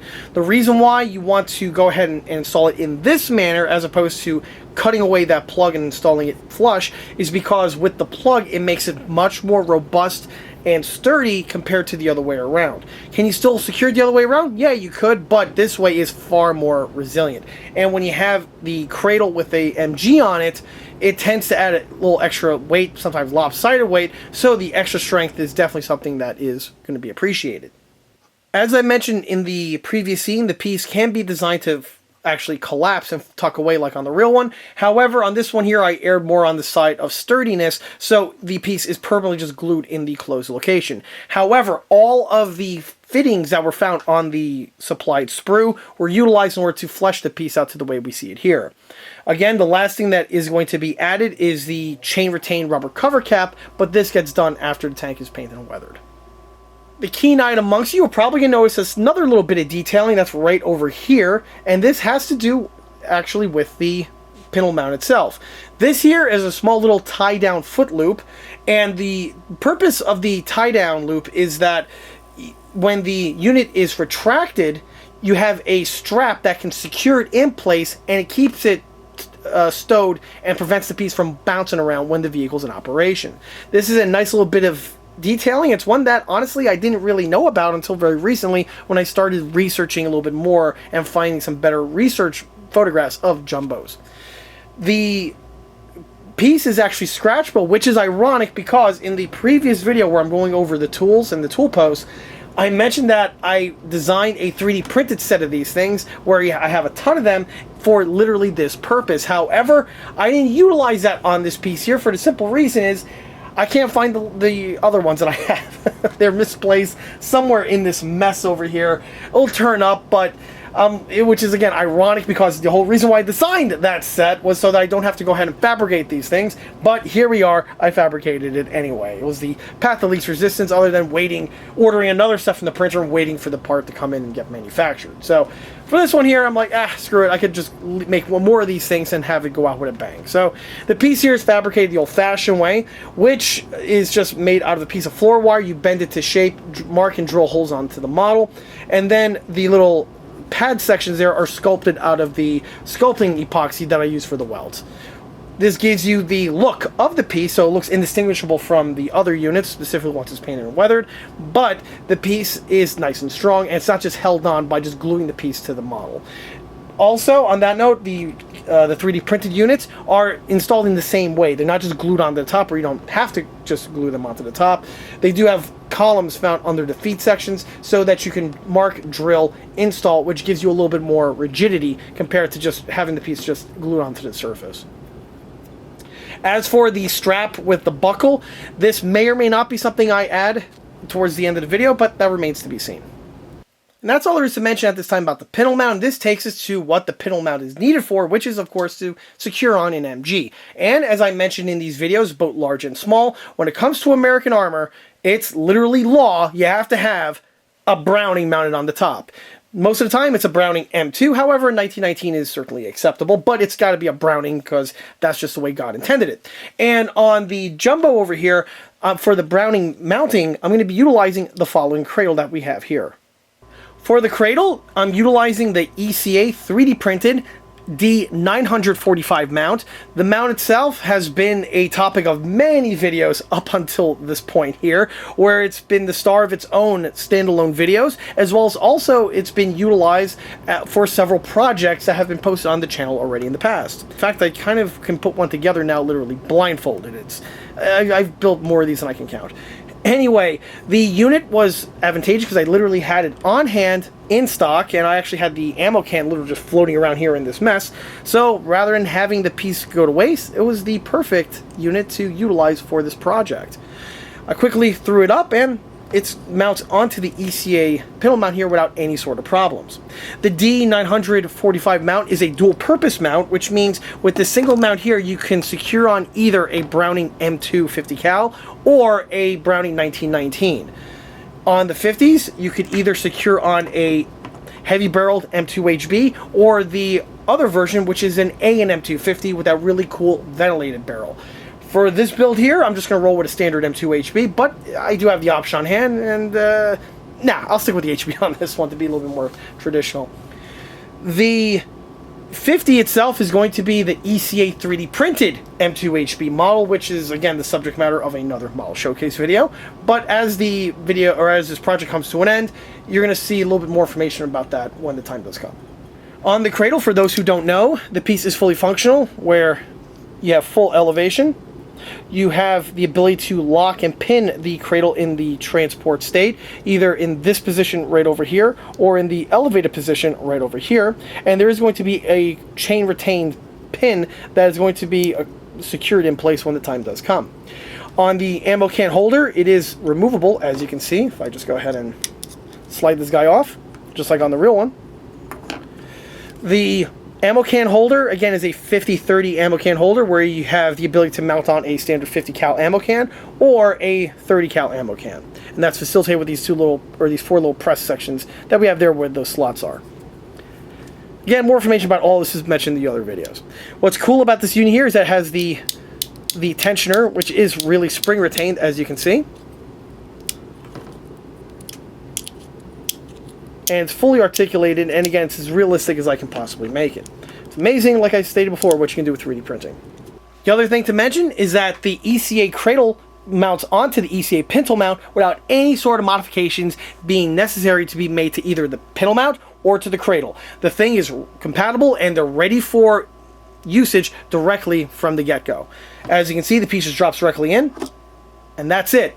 No whittling, no other type of drilling, nothing. The pieces are designed to fit from the start.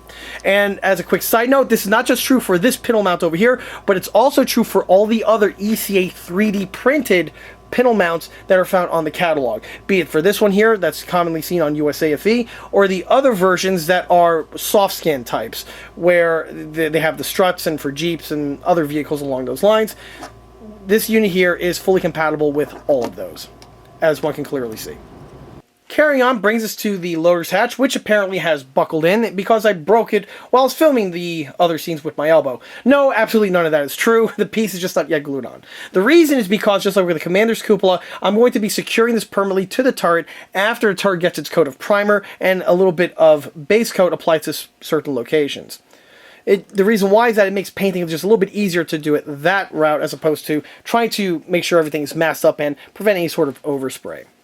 The next goal, of course, is to make the remainder of the tank look like the inside portion here of the hatch, but more on that, of course, is to come. The hatch does have the small little bracket found in this section over here. This bracket here is for a padlock, which is used to lock this thing up when it's not in use. The only thing that's currently missing on the hatch at the moment is a hatch retention latch, which is going to be added to this area over here. This component is currently designed and it's in production right now from the 3D printer. As soon as I have it from production, I'll be able to drop this thing in place, and that essentially wraps up the roof of the turret. Temporarily bouncing back brings us to a little bit of detailing that honestly I probably would have forgotten if I didn't mention it. And that has to do with this really small little hex bolt that we have right here. This is something that's a bit interesting. So remember earlier in the video I said one interesting quirk about the Jumbo is that it only has a provision for mounting one antenna base on the commander side. Well, what's interesting to point out is that I was looking at several photographs of these real Jumbos, both the preserved ones that are still around today, and also several wartime photographs of these things, and lo and behold, there is a small little fastener located in this section right here. Normally, you could make the argument that this is more likely a cover cap for a secondary antenna base. However, I don't think that's the case for the simple reasons that this fastener is just way too tiny for that. If you look at the type of hole required to secure on the MP48, this small little fastener over here is just way too anemic to go ahead and secure on the wire or even the antenna base itself. As for what it's for, honestly, I have no clue. Perhaps it mounts something internally on the inside, but frankly, that's just speculation on my part. Either way, it's on the real one, ergo it's going to be on this one over here. Moving forward from the loader's hatch takes us to the loader's optic right here. As I mentioned earlier, the piece is going to be able to pivot. Just like with the loader's hatch, this too is going to be mounted after the prime and paint work, because again, it's just easier to go ahead and thoroughly paint this thing off the model as opposed to when it's on in a final format. Directly in front of the optic takes us to the spotlight. I did mention earlier in the video when I was mounting on the mount for the spotlight, but here you get to see what the spotlight looks like, essentially fully fleshed out. The spotlight is a very relevant bit of detailing specifically for a Jumbo because it does have several other fittings that are absent on this pattern of vehicle. If we compare this to other Sherman tank family variants, as well as other American tanks from the World War II timeframe and even post-World War II, the Jumbo does not have any sort of headlights. And the reason is because of, well, the purpose of this vehicle. The Jumbo is what's known as an assault tank. Please don't ban me, New York, California, Maryland, and New Jersey. I'm not the one that came up with the rule, but that's what the vehicle actually is.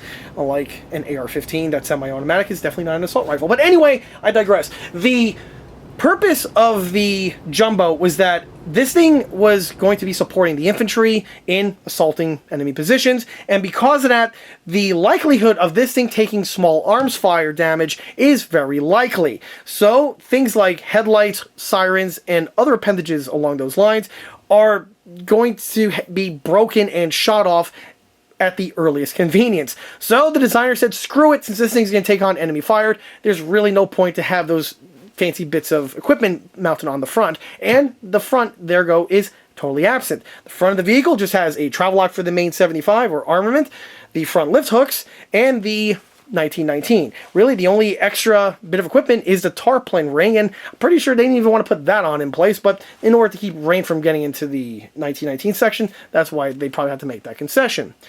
Anyway, so in order for the Jumbo to drive at night, the spotlight would probably be very, very important. If you're wondering how the hell does this thing drive during highway use or transport use during nighttime operations, more likely the Jumbo here would be in the middle of the armor column, and you'd have a traditional vehicle in the front with the headlights. The Jumbo still does have the cat's eye taillights, so vehicles behind it can at least know where the vehicle is, and if you're the driver, I guess you just follow the cat's eye on the vehicle in front of you, and the spotlight can basically fill in the rest. As for the spotlight itself, this here is the EastCoastArmory.com cast resin unit. This thing has been on the catalog now, again, for about 20 years. The piece was originally, the Gen 1 version was tooled up in 2004, and then in 2006 or so, I went ahead and retooled it to the configuration that we have here, where it's been essentially in the same format now literally ever since. It's one of those things that did the job quite well, and did so for the foreseeable time it has been in production. Even though this piece is holding up quite well, chances are really good its days are going to be numbered, and I more than likely will be phasing this one out as time goes on, but that remains to be seen. For the time being, the cast resin one is still carrying the flag quite nicely. As for the piece, it is a multi-piece assembly, and as you can see, it is fully functional in that you can pivot this thing around. The unit can be made to function. I have actually went ahead and made these things fully functional, where I carefully hollow it out, snake some wire through the inner portions, and I have a LED mounted on the inside. And then the thing's patched into the electronics. However, unlike the modern CAD or 3D printed parts, in order to do that modification for this, you will have to think outside the kit and do a bit of scratch building work, but it's something that can still be done regardless. The piece is made up of the following components. We have here this handle, we have here the actual housing itself, and we have the can portion. It always reminded me of an empty soup can or an empty tomato sauce can. What the can does is this is a removable bit of equipment, and this just narrows the beam of light and basically acts as a blackout type setup. It's not a fully blackout setup, obviously, but it directs the light into a certain cone or path, and it just prevents any sort of light bleeding out from the sides. The piece can also be used for signaling. As you can see, it has what looks like rifle sights on it, and the unit actually has a handheld little trigger system. It looks a lot like one from a 1911, where it plugs into it, and you can actually pull the trigger and do Morse code with this thing. So that's also a pretty cool feature that it does have. On the back, we have a wing nut over here, and this is used to just pinch it down in place. Because of how movable this thing is, you can secure it down with the wing nut and tighten it up so it stays in a certain format. Most of the time you see these things, they're generally positioned like this, where the unit is pointed downward, but obviously since it's positionable in many different ways, you can mount it basically any way you want. And since the thing is pivotable, you can have fun with it. The piece is removable, and there are some photos out there of this thing without the can present. However, 90% of the time, the can would be fitted in place. The unit is hollow in that it's dished in with the casting, and the piece was upgraded a number of years ago when I got into 3D print, where I replaced the original translucent cast resin lens with a translucent 3D printed one.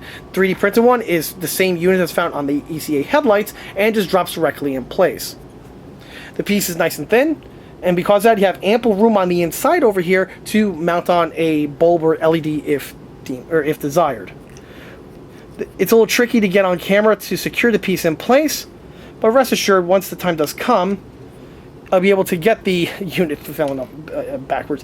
I will be able to get this unit fitted in place, and you get an idea exactly what it looks like with the piece mounted deep inside. Of course, more information about that is to come as the video goes on. The very last thing to mention is that, just like with the pintle mount, there is a cover cap that is chain retained, and that's why we have this little hook over here that snaps into this little section over here. It's a little holster for the piece generally. However, again, just like with the other thing, that's going to be secured on after the model is fully painted and weathered. Moving backward brings us to the 50 cal travel lock. The travel lock is again that same part that I mentioned before, but now you get to see what it looks like fully assembled and fitted in place.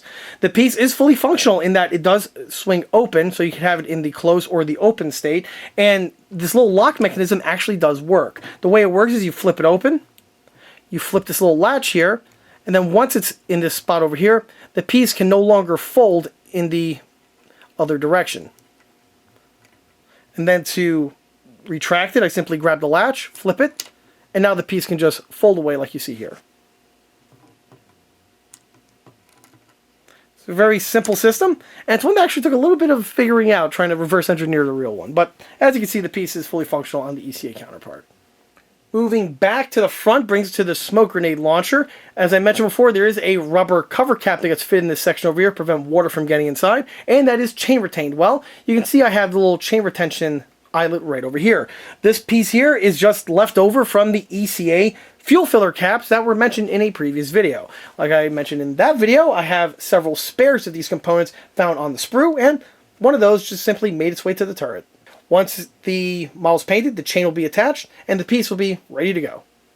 Moving down from the grenade launcher brings us back to the mantlet's trunnion. And this is the last thing I wanted to mention in this video, because I went ahead and made a slight modification to this area over here since the previous video. In the previous video, I went into depth about the fabrication of the mantlet and how it attaches to the turret's trunnion, with the use of a large pin that we have here, and everything is drilled out so that the pins slide in place and you have your elevation articulation. However, since the last video, I went ahead and had to make a modification to this area because of the cover cap that's going to be fitted in this section. There is going to be a detail cover cap that's going to be fabricated and fitted to this area after the trunnion section has its primer and paint work done once the mantlet is removed. The problem is that the thickness of the pin over here on the head will interfere with the installation of that disc. So what I had to do was I had to make a slight little mod to the trunnion itself. If I go ahead and remove the pin here, you'll see exactly what I'm referring to. So with the pin removed, you can see now the hole in this section over here for the trunnion. So before, this piece just sat flat on the outer portion over here of the trunnion wall. And because of that disc, it was going to cause interference, and in order to make clearance for this section, the disc would be too thick. So in order to have the piece fit in place and be to scale, I actually added a countersink to the trunnion. This was done with a Dremel with a high-speed removal bit, namely this little guy over here. And I just went and I just carefully, first I marked the location with a pencil to know exactly where the wall is of the pinhead. And then once I had those parameters in place, I just went in here and I just ate up material with this piece like I would on a mill.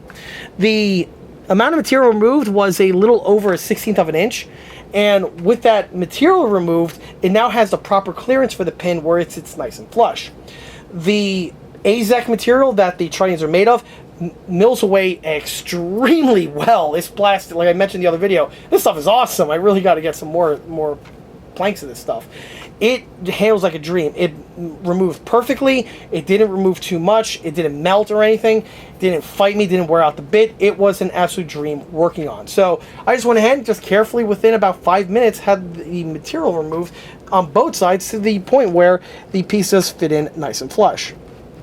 Currently, the mantlet is on spring tension, so it's a little tricky to go ahead and line the piece up, but there we go. Now that the piece is lined up, if I push the piece all the way in, it's nice and flush. The reason why I'm not going to do that right now is because I still need to pull the pins out so I can get everything painted. With the pins pushed all the way in, like I accidentally just did now, it makes it a little tricky to go ahead and remove the pin. I'm still able to do it, but it's a little bit of extra effort. Either way, I'm going to do it once I'm done filming.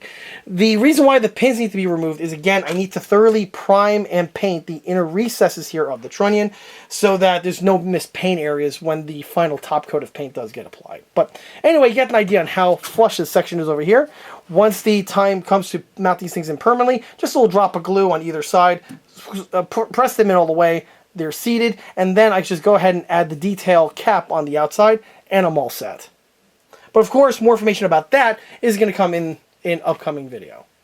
Needless to say, with the addition of these parts here, the model has just progressed immensely, and it's a humongous leap forward. At this point, where we're at right now in this video, this model here is 95% ready for painting. The only thing that needs to be added at this time in order to get it to the next step is going to be the completion of the bow hatches and the commander's cupola. Like I mentioned before, I need the internal periscope in order to complete the detailing on the cupola, and the same applies for the bow hatches. I went ahead and designed internal periscopes for American AFV, and those components have been printed, and I'm currently waiting for them to come back from the printer. Once they're in hand, I can complete the detailing on those, do the internal painting on those, get them fitted in place permanently, and that's one step out of the way. Other things would include, again, the mounting of the disc on either side here of the mantlet, the hatch retention latch for the loader's hatch, and then the other thing that still needs to be added at this time are the cast numbers, which, as a quick note, I went ahead, spoiler for the next video, designed US AFV 1/6 scale cast numbers and foundry marks. Those are 3D printed, and they are also coming in with the periscopes. Once those are in hand, I can just sprinkle them on, like the way Salt Bae sprinkles on salt on his meat, and then I could have this thing now ready for painting. So that is definitely indeed something to look forward to in the next coming months, well, not months, but weeks of this project. And with that, that wraps up this project update video for my 1/6 scale M4A3E2 Jumbo Sherman tank. If you like this video, be sure to subscribe to this channel, where it's a great way to keep up to date on new posted content, being project update videos like this one over here, or my other type of content being smaller scale model showcase videos that frequently get posted. Another way to keep in loop of new posted content is by liking us on Facebook, where I have more photographs of this particular build that have been posted since the project start, as well as other smaller and larger scale builds that have been seen on this channel. Furthermore, don't forget to swing by eastcoastarmory.com for more 1/6 and 1/16 scale builds and detail components. Thanks again. I'll be seeing you all again on the next one. See you there.